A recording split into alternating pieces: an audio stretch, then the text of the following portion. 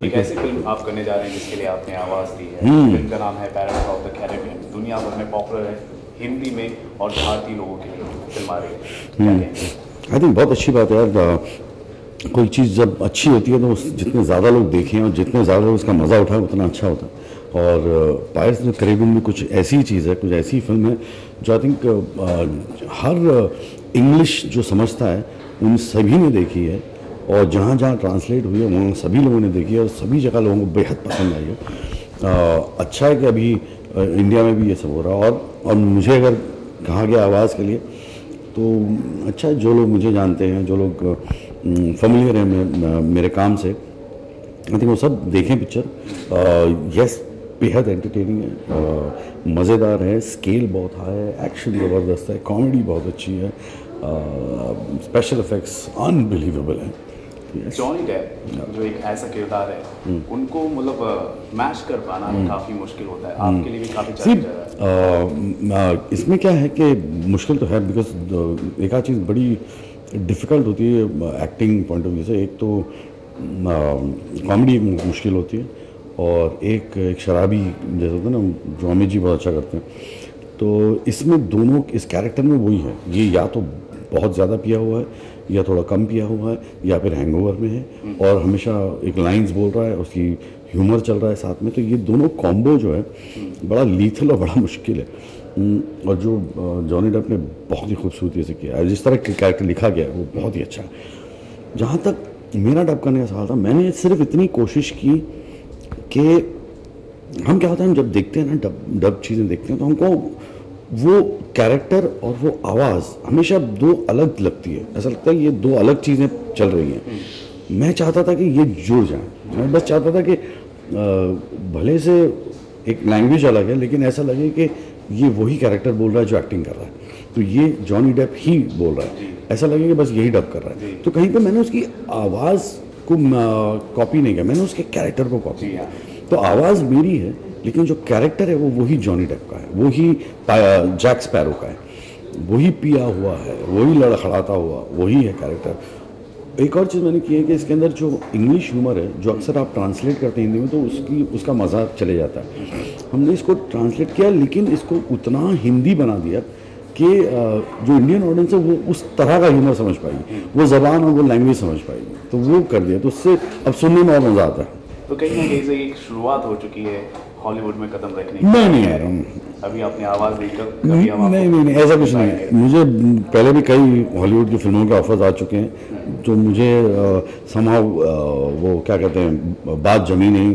कहीं पे कुछ प्रॉब्लम था, कहीं पे वक्त का प्रॉब्लम था, कहीं पे ये सब था। ये मैंने सिर्फ इसलिए डब किया क्योंकि मुझे ये कैरेक्टर बहुत पसंद है। ऐसा कुछ नहीं कि अब ये करूँगा मैं। अगर मुझे कोई कैरेक्टर पसंद आए, कोई किरदार अच्छा लगे या दिल करे तो करूँगा मैं। और जहाँ तक हॉलीवुड का है, मुझे कोई वो क्या कहते हैं लालच या शौक नहीं हॉलीवुड जाना। मैं बहुत खुश हूँ, हमारी इंडस्ट्री में बहुत काम है और फर्स्ट क्लास है यहाँ पे। इंडिया में हॉलीवुड फिल्मों की लोकप्रियता तो एक अलग ही है, क्योंकि वहाँ की VFX हो गए या फिर कैरेक्टर्स हो गए काफ़ी उम्दा होते हैं। क्या हम हिंदी सिनेमा में इंडियन एक्टर्स को इस रूप में, इस पूरे कैजुअल जरूर 100%, बिल्कुल कोई प्रॉब्लम नहीं। जैसे मैं शाहरुख खान को फर्स्ट क्लास इमेजिन कर सकता हूँ as Jack Sparrow easily. Point क्या है ना कि जैसे मैंने कहा था कि एक राइटर उतना ही लिखता है जितना उसको, मतलब अलग से कि राइटर जब कहानी लिखता है तो वो एक बजट को हमेशा अपने ध्यान में रख के लिखता है। वो ऐसी कहानी नहीं लिख सकता जिसका बजट ही 500 करोड़ हो। आप समझ लो, वो नहीं लिखेगा, बिकॉज उसको पता है कि वो पॉसिबल नहीं है, वो होने वाला नहीं है। जिस दिन हमारी फिल्में उस बजट्स की फिल्में बनाने लगे, उस कॉस्ट की, जो शुरू हो चुका है, जो आज बाहुबली ने 250 करोड़ की पिक्चर बना दी है, एक महाभारत जो 1000 करोड़ में बन रही है, तो देयर इज़ फिल्में आ रही हैं वहाँ पर। और जब वो बजट्स आएंगे, इस स्केल की पिक्चरें बनने लगेंगी, और फिर इंडिया में वैसी फिल्में बनेंगी जो मतलब यू विल सरप्राइज के, पता नहीं डकैत वगैरह के ऊपर ऐसे पिक्चर बन जाए फुली स्पेशल इफेक्ट्स के साथ, और एक अलग ही फैंटेसी कहानी। तो पॉसिबल है। It's a question of budget, question of क्या हमारे पास इतना पैसा है उस फिल्म पे खर्चा करने के लिए। यानी कि जो लोग क्रिटिसाइज करते हैं कि बॉलीवुड में या फिर हिंदी सिनेमा में ये पॉसिबल नहीं है, पॉसिबल है लेकिन बजट ही एक बैरियर है। बैरियर 100%। आप अगर मैं अगर बाहुबली को कहूँ कि आप बाहुबली 50 करोड़ में बना दो, पॉसिबल है? जी नहीं, बिल्कुल पॉसिबल नहीं है।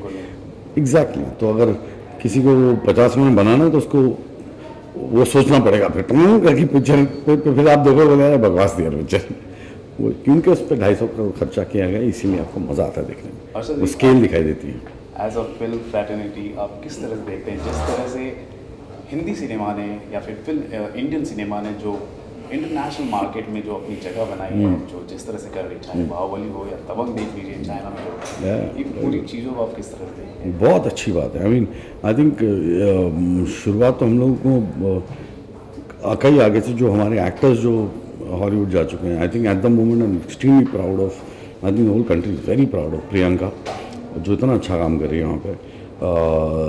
आई थिंक जैसे मैंने कहा, आई विश अभी ये जो फिल्मों के नाम भी लिया आपने, इन दोनों फिल्मों के बजट्स रियली आए जी, दोनों के बजट्स आए। That's how simple it is, that's how simple it is. होता नहीं, यू पे peanuts you get monkeys, that's how it is. जब तक आप उतना खर्चा नहीं करोगे, उतना इन्वेस्ट नहीं करोगे, आपको वो प्रोडक्ट नहीं मिलेगा।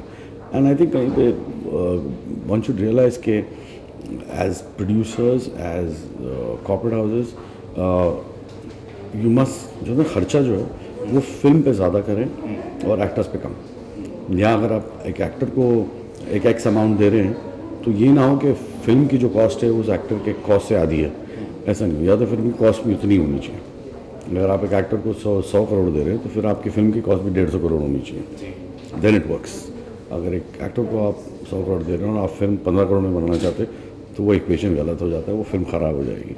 सो that's I think someone one has to think about. सिर्फ लेकिन मैं आपसे ये भी कहना चाहूँगा कि बजट ही नहीं, कई ऐसी फिल्में हैं जो कम बजट में मिली हैं और इंटरनेशनल लेवल पर उनको काफ़ी सराहना मिली है, जैसे कि मसान जैसी फिल्में भी आप ले लीजिए। लेकिन हम क्या होते हैं कि कई इंटरनेशनल प्लेटफॉर्म पे हमें सराहना मिल जाती है, लेकिन अगर जैसे ऑस्कर जैसे प्लेटफॉर्म है वहाँ पर हम पहुँचने में हमारी कहीं ना कहीं चूक हो जाती है। इसको आप किस तरह देखते हैं? आई थिंक ऑस्कर का एक बहुत ही लंबा रास्ता है।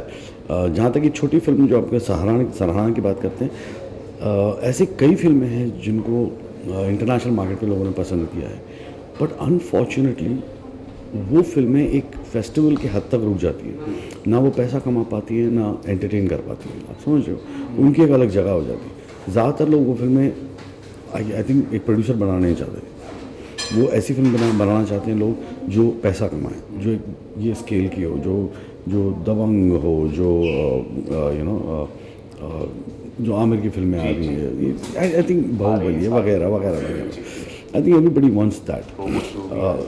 हाँ, दैट्स एग्जैक्टली। सब देखना तो वही चाहते हैं। दूसरा सवाल क्या पूछा था इसके साथ? मैंने ये पूछा था कि ऑस्कर जैसे लेवल पे ऑस्कर के लिए हमको नहीं हम एज आई सेड वो सब पॉसिबल है, लिस्ट में हमारा सब कुछ पॉसिबल है। आएगा, ज़रूर आएगा, दैट्स नॉट, वो इशू नहीं है। पॉइंट इज हमको वो क्वालिटी सिनेमा बनानी पड़ेगी।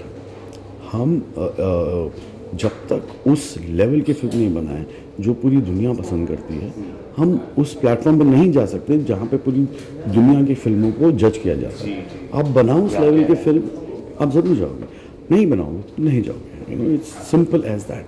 वहाँ पे आते हैं लोग, ईरानियन फिल्म लोग पसंद करते हैं। एक ये खास भी ज़रूरी है कि हमारे जो फिल्म फेस्टिवल्स है उनकी भी मार्केटिंग होनी बहुत ज़रूरी है। जैसे कि आप कांस ले लीजिए या फिर दूसरी यूरोपियन फिल्म फेस्टिवल ले लीजिए, उनके मुकाबले हमारी जो गोवा की फिल्म फेस्टिवल है उतनी पॉपुलर नहीं है। इसका भी स्तर थोड़ा बढ़ाने की ज़रूरत है आपको। देखो बहुत सारी चीज़ें यार, एक तो ये सब चीज़ों का एक कॉस्ट होता है, ओके, वो कॉस्ट कौन दे रहा है, गवर्नमेंट दे रही है कि प्राइवेट फंडर्स दे रहे हैं, वो एक अलग चक्कर है। दूसरा, जैसे मैं हमेशा कहता हूँ, जब आप ऑस्कर्स की बात करते हैं, कांस की बात करते हैं, ये एक वर्ल्ड मार्केट है। अब गोवा फिल्म फेस्टिवल अगर पूरी दुनिया में दिखाया जाएगा तो शायद उसका भी स्केल बढ़ जाएगा, लेकिन वो नहीं होगा। आज वो कांस पूरी दुनिया में दिखाया जाएगा, तो आज अगर मैं वो कांस के राइट्स लेके दिखा रहा हूँ इंडिया में, तो उनको स्पॉन्सर्स भी मिल जाएंगे कांस दिखाने के लिए, लेकिन गोवा फेस्टिवल शायद नहीं मिलेंगे। गोवा फेस्टिवल अगर मैं स्पेन लेके जाऊँ तो वहाँ पर कोई देखने को तैयार नहीं है। तो आप समझ रहे हो, तो फ़र्क ये है। घूम फिर के it all boils down to the amount you invest. जिस तरह आज अगर हम 15 करोड़ पिक्चर पे खर्चा करते हैं तो आपको 10 करोड़ पब्लिसिटी पे खर्चा करना पड़ता है।